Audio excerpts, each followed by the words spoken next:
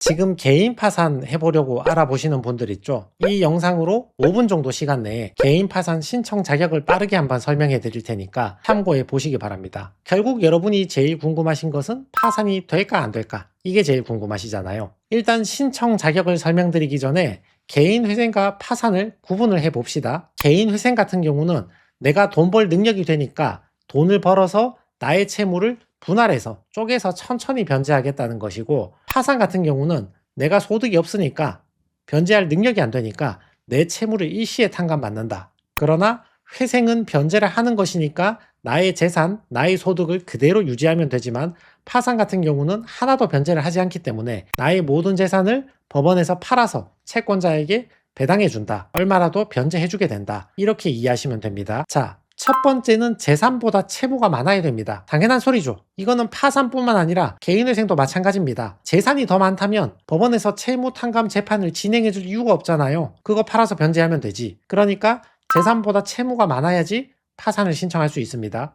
여기서 문제 되시는 분들이, 나는 재산이 있긴 한데 저 빌라, 저 부동산 저런 거 팔리지도 않는데, 근데 저것도 재산이라고 잡혀서 내 채무보다 더 크다. 이거 어떻게 해야 되냐 물어보시는데, 그 부동산의 가치 평가를 해서 낮출 수 있는 데까지는 낮추어 보아야겠지만, 그래도 재산이 없다고 할 수는 없습니다. 그 낮아진 가치는 적어도 나의 재산은 맞으니까 그거보다는 채무가 커야 됩니다. 안 팔리는 것은 나의 사정이고, 법원에서는 산술적으로 평가했을 때 재산보다 채무가 커야지 재판을 시작할 수 있습니다. 두 번째는 소득이 작은데 상당한 이유가 있어야 됩니다. 소득이 작다는 말은 생계비보다 소득이 더 작다는 말이거든요. 내가 한 달에 200만 원 벌면 26년도 1인 생계비 154만 원보다 소득이 더 크잖아요. 그러면 이런 사람은 파산 못하죠. 회생해야죠. 200 빼기 154는 46이니까 154라는 생계비는 내가 한 달 동안 쓰는 생활비가 되고, 남는 46을 법원에 내야 되는 거죠. 근데 반대로 소득은 100만 원인데 생계비가 154야. 그럼 나는 한 달에 내 필요한 생계비 154만 원, 최저 생계비도 벌 수 없는 사람이잖아요. 이런 사람은 능력이 없다고 봐서 개인회생은 못하고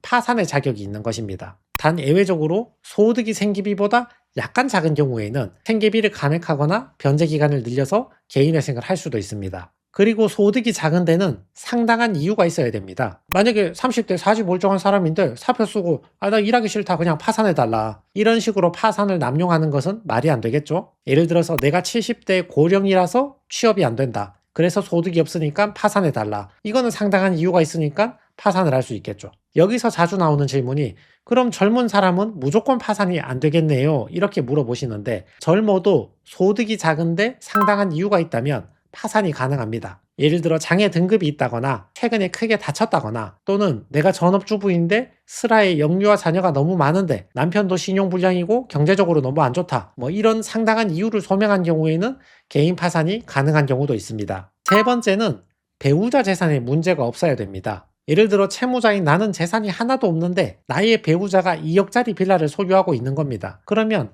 그 2억 중에 절반, 1억이 채무자의 재산이기 때문에 그 1억을 법원에 환수당한다거나 또는 파산 자체가 안 되는 경우가 생길 수 있거든요. 개인회생하고 파산을 구분하셔야 합니다. 개인회생에서는 서울, 수원, 부산법원 같은 경우에는 배우자 재산의 2분의 1을 청산가치에 반영하지 않거든요. 포함을 안 시킨다고요. 근데 파산 같은 경우는 서울 법원이라 하더라도 배우자가 가지고 있는 재산에 채무자의 상당한 기여가 있다고 보는 경우에는 그 재산의 일부가 채무자의 재산이 되기 때문에 파산 진행이 어려운 경우가 있습니다. 여기 자료를 보시면 파산 관제인이 법원에 보고서를 작성한 건데, 부부 2명이 10년 이상 혼인관계를 유지했으니까 재산에 상당한 기여도가 있다고 판단을 하는 거죠. 그래서 파산 같은 경우는 부부 기여도에 따라서 배우자의 재산 중 일부가 나의 재산으로 인정받을 수 있어서 파산이 힘들어질 수도 있습니다. 네 번째는 면책 불허가 사유가 없어야 됩니다. 타치, 탕진, 주식, 코인, 토토, 강원랜드, 도박, 이런 탕진류의 면책 불허가 사유가 있을 수도 있고, 또 다른 면책 불허가 사유는 내 재산을 가족한테 편파 변제했다, 가족한테 이전했다, 지인한테 이전 은닉했다, 특정한 거래처에 빚을 먼저 갚아줬다, 이런 식의 재산 은닉, 편파 변제, 이런 것들도 면책 불허가 사유가 될 수 있거든요.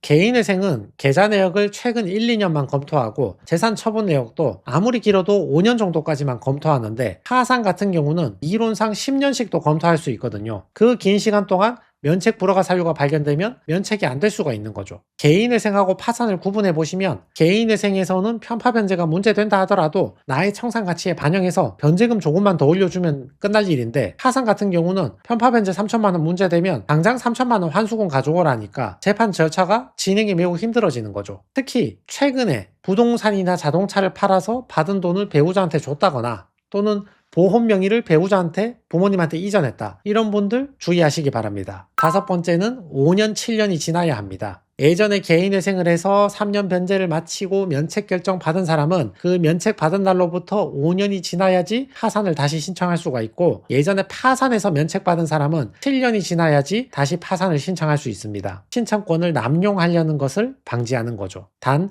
개인회생을 진행하다가 실직을 해서 몸을 다쳐서 소득이 없어서 변제 못 내서 폐지가 됐다, 이런 사람은 면책 받은 사실이 없으니까 즉시 개인 파산 재신청이 가능합니다. 자, 그래서 내용을 좀 정리해보면 개인 파산 같은 경우는 선고를 받았다 하더라도 면책 결정을 받지 못하는 경우에는 파산자의 불이익이 그대로 유지가 되어버리고, 내가 파산을 신청하자마자는 내 의지대로 취소를 할 수 있지만 선고 난 이후에는 채무자 마음대로 취하를 할 수 없다, 이런 것들을 유념하셔서 혹시 면책 불허가 사유가 중대하다면 소득을 구해서 개인회생을 신청하는 것도 좋은 방법이 될 수 있습니다.